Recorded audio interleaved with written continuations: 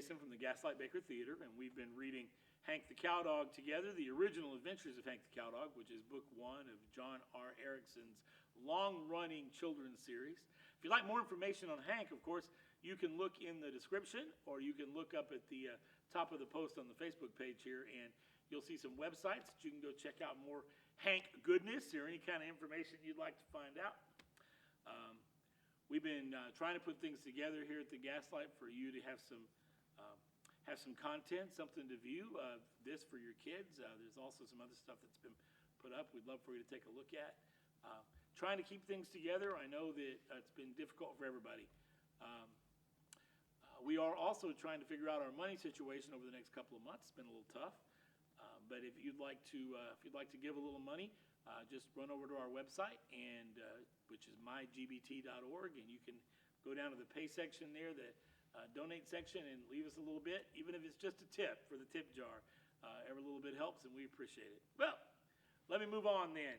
Chapter 12 of the original adventures of Hank the Cowdog by John R. Erickson. The exciting conclusion.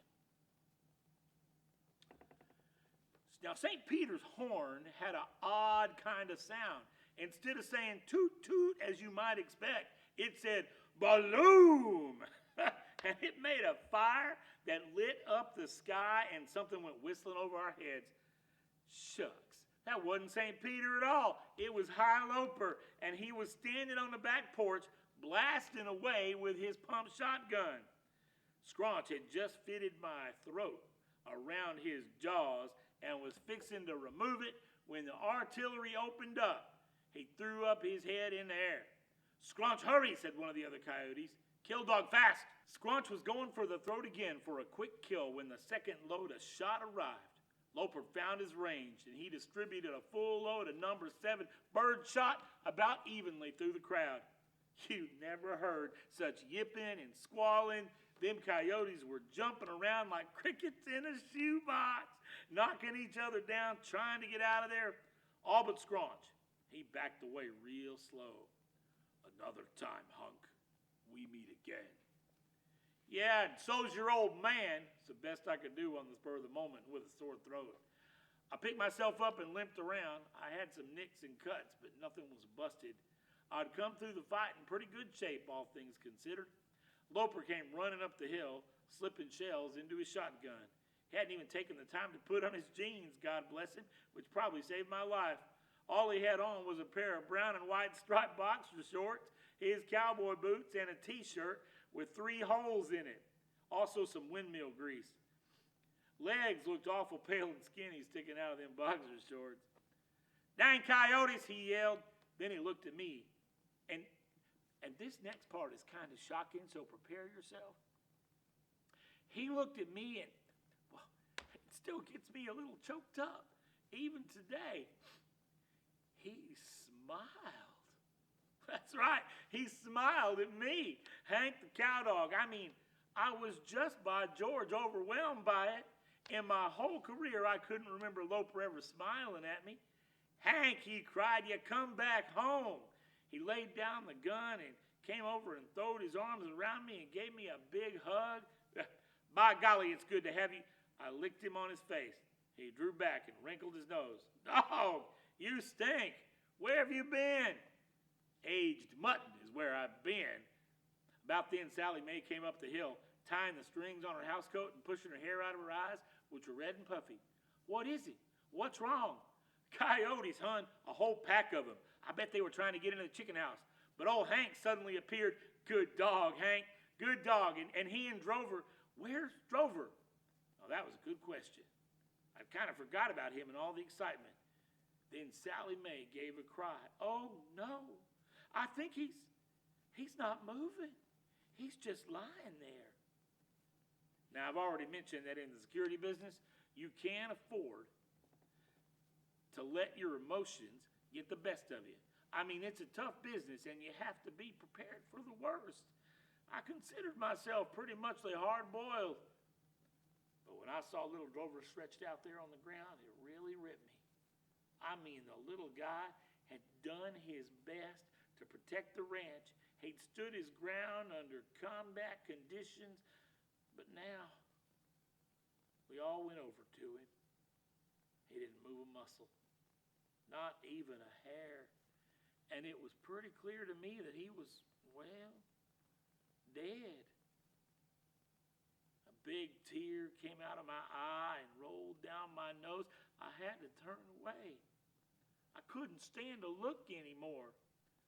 Loper bent down, and there was a long silence. His heart's beating. He's still alive. Oh, thank goodness, said Sally Mae.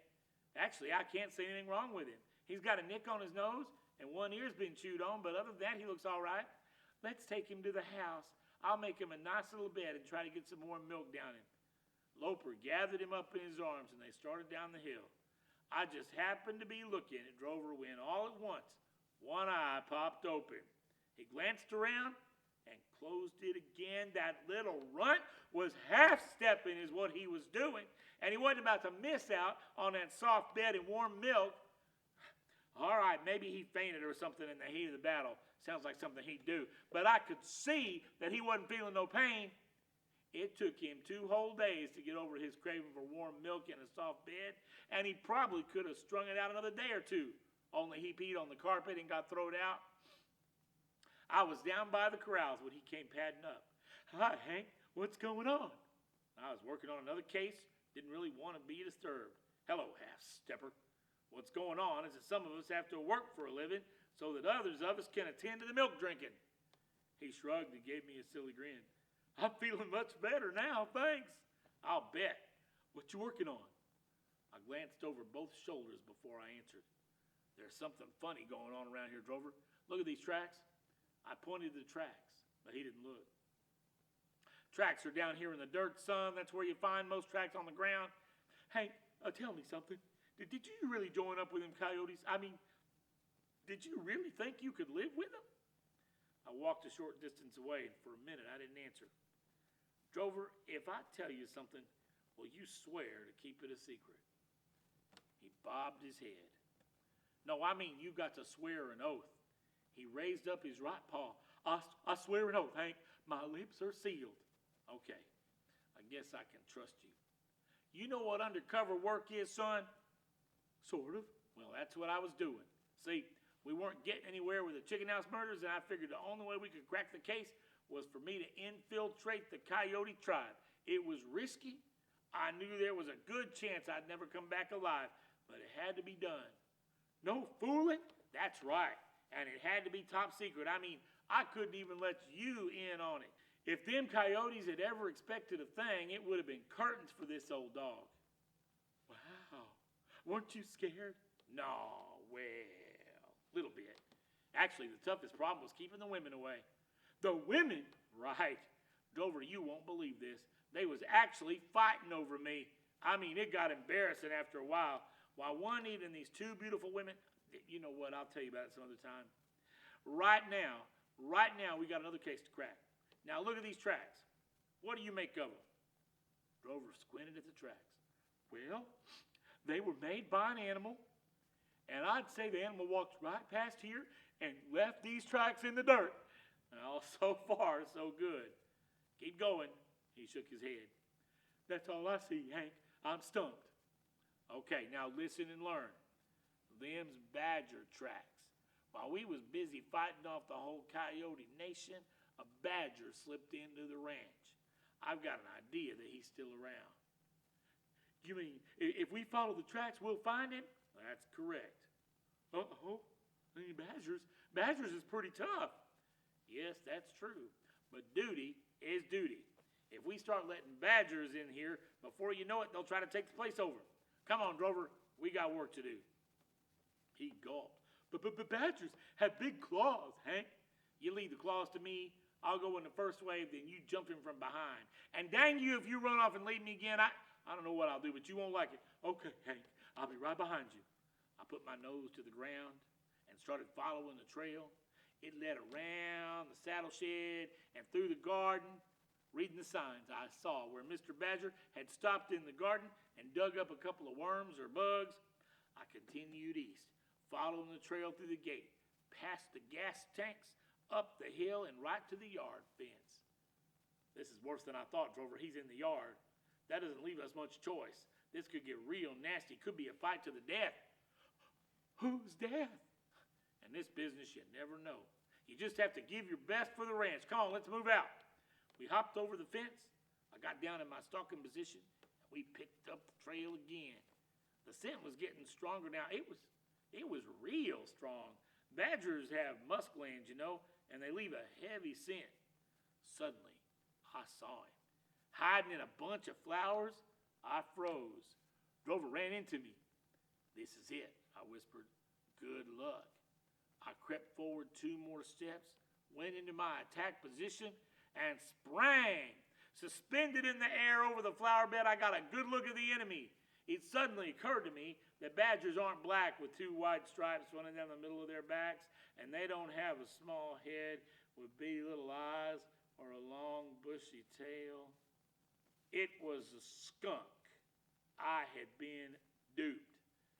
I tried to change course in midair, but it was too late. Out of the corner of my eye, I saw Drover jump the yard fence and head for the machine shed. What followed was entirely predictable. I landed right in the middle of the scoundrel, and he fired. The air turned yellow and poisonous. My eyes began to water, and I gasped for breath.